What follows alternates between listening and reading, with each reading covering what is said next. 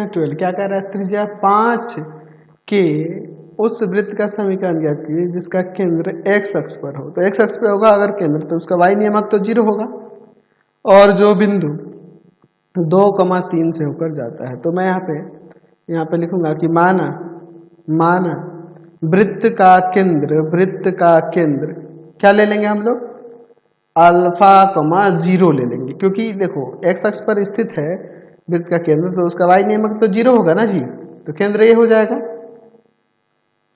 ठीक है, चलिए केंद्र आपका यह हो जाएगा।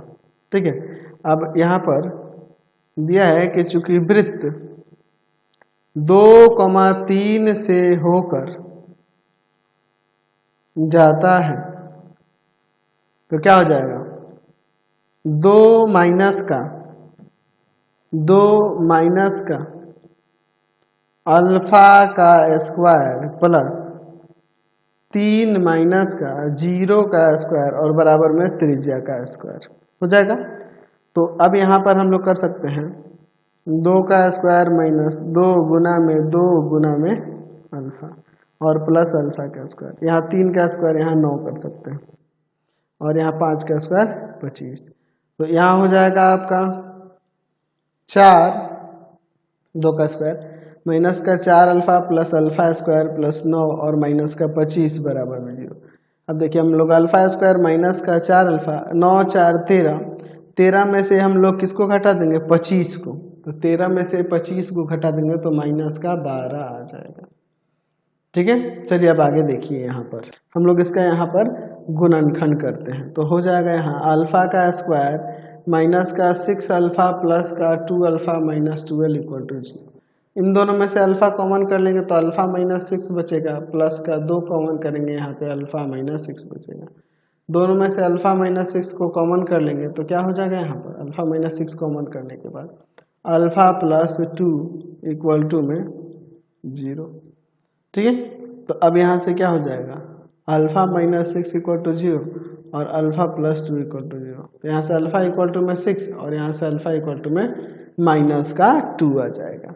तो चलिए अल्फा का यहाँ से हमें वैल्यू मिल गया, तो इसलिए वृत्त का